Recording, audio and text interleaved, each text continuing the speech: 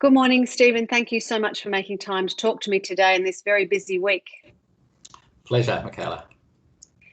So I want to start this interview, which is for the Fizzy newsletter, by acknowledging that we're meeting on Aboriginal land and pay my respects to Aboriginal elders, communities, and the care they have taken for the lands that we live on, and also for communities, and how much we have to learn from them. And that it's a really important part of Fizzy's work to be thinking all the time about everything we do, about how we can improve Aboriginal empowerment for communities so that they can lead the way forward. So, Stephen, you've had an incredibly long and extensive career, both in Australia and in Canada, in health systems, in leading and transforming health systems. You're a health economist, and as I was looking through, your bio and thinking about this, Royal Commission final report was released yesterday. You come with an incredibly unique and broad perspective to that. You've been the Secretary of what's now the Commonwealth Department of Health, so you've held that leadership role that will be part of the transformation. You're currently the Health Program Director at the Grattan Institute. You're also on RMIT Council, Chair of the Eastern Melbourne Primary Health Network, and a member of the Brotherhood of St Lawrence Board. So community sector, health sector, and an educational institution, you're, I know, very active member of all of those. So very keen to hear what your thoughts are, because I know how closely you've been following this, on the report and the recommendations. Fizzy is particularly interested in it from what are the implications from a workforce perspective, but all of the recommendations are so connected. Really keen to hear what your high-level response is today. So, Michaela, thanks very much for that. And I'd also acknowledge that I'm on the unceded lands of the Wurundjeri people here in my little office at home. So I think I'd just pull you up a second.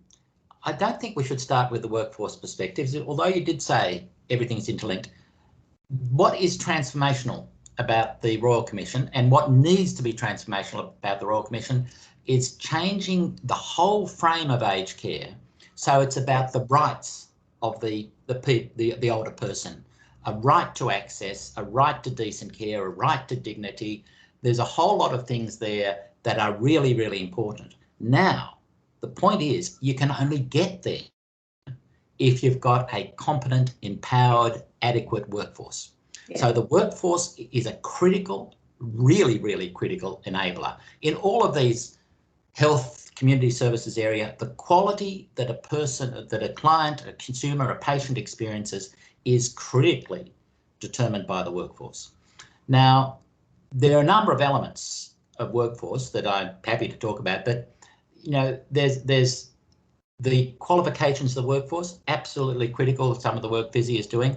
What the Royal Commission has said, what we said in our reports at Grattan on this, is that at the minimum people should have a Certificate 3, that they should have a preparation which helps them address and understand that doing something for a person is not the same as doing something with a person and enabling them to actually live as independently as possible. Now, there's something that's a real problem, I think, for government, is that a Certificate 3 is not a Certificate 3 is not a Certificate 3.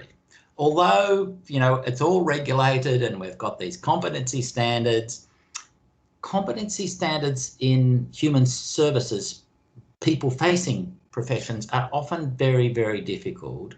And although it can be done, I think one of the policy issues, which is a tertiary education, vocational education sort of policy issue, is how do we ensure that the quality of those Cert 3s is really good? And I don't think government has got its head around that yet, but that's another issue. But that qualification issue, once we have, or as we move to a Cert 3 certified workforce, then the pay is going to go up. We know that across every industry, as qualifications increase, pay increases. then how is that going to be paid? Government's going to have to pay the proprietors more. It's got to have to ensure that that money goes into the pockets of the staff, not the pockets of the proprietor. So there's this critical question of improving qualifications. There's a second issue about the number of staff. We heard time and time again that there's just inadequate staff. There's a study comparing the star rating system in the US, 5-star rating, to here, and only 7%, I think it is, of providers in the 4 and 5 levels, and 93% or whatever are in the lower levels. And what is the certainly 2 and 1 are not right. Is it the right one, 3 or 4? But certainly we've got to increase the number of care minutes that are being provided, and that also includes registered nurse supervision. The sleeper in this is that we've framed this issue as one of staff ratios and staff supervision issues. The issue of the casualisation of the workforce, critical issue in COVID, has not been brought across into this discussion of residential aged care, for example. And casualisation means that people don't know the residents that they're caring for, and that impacts on quality as well. So and on top of that, there's more pay. And so there's a whole lot of stuff here, really, really important workforce issues that we're talking about here in the report. So Stephen, the question, one of the critical questions then too, I'd absolutely agree with you about the breadth of the issues and how you tackle this kind of complexity, is leadership. What's an implementation of driving that level of change that has so many different stakeholders as part of the conversation? What are, from the leadership roles you've held, in thinking about what's going to be important in leading and driving this transformation, what are your reflections on those sorts of leadership issues? So, Michaela, good question, and it's got so many levels of answers that I can't possibly, but we've got to get the national leadership right, and I think we should have a separate aged care commission to do that. We've got to get leadership in the organisation right, and so you've got to actually strengthen the boards of governance and so on. You've got to get the leadership of the service right, and which means you've got to have staff. First of all, in one of my aphorisms, or something I learned from one of the CEOs I worked with, was you select on the basis of values and more or less everything else can be trained. Now, I don't quite think that's true, but it's pretty close to true. And if you start by saying we need leaders in our residential aged care facilities who are absolutely committed to aged care as a vocation, as something they want to look after old people. They want to they want to care with older people. They want to, this is where they want to be. They're not in the childcare. Some people want to work with kids. Some people, want to work with people with disabilities. Some people want to work with aged care, with people who are older. So we've got to have people who really want to do that, and they have to be appropriately remunerated for that. We shouldn't say, oh, because you want to work with aged care people and the society is ageist, we're not going to pay you anything. We've got to actually be making sure that we can attract the right sort of people who are committed.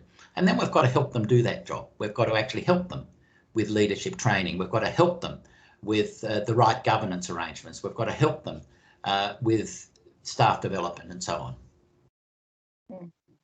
I think that thinking through all of those levels of leadership and how we support them is something that the community sector in particular has not had a history of investing in very well. So there's as you say, there's multiple fronts that need to be tackled. But Michaela, can I just interrupt? What happens is people are a good nurse or a good care worker and they get promoted, yes, and are put into a situation where they're set up to fail. They're not supported, yes, and not assisted. I don't think you have to have everybody perfectly trained before they take a role, but you have to say this person is going to grow into this role. We're going to mentor them. We're going to actually give them time off to a grad dip or a grad cert in whatever, and help them do the very best they can but they can't do it without being equipped and having the tools to do it. Yeah. Yes, so those pathways, the career and learning pathways, the report does refer to that, the need to build those, but fairly light touch reference to that. It's a space that needs a lot more work. Indeed, indeed. So thank you very much. This is a conversation that I think we could talk about for the rest of the day, and I will be interested to come back to you when we have heard a bit more about how this plays out, Stephen. Thank you very much for your time today. Pleasure, Carla.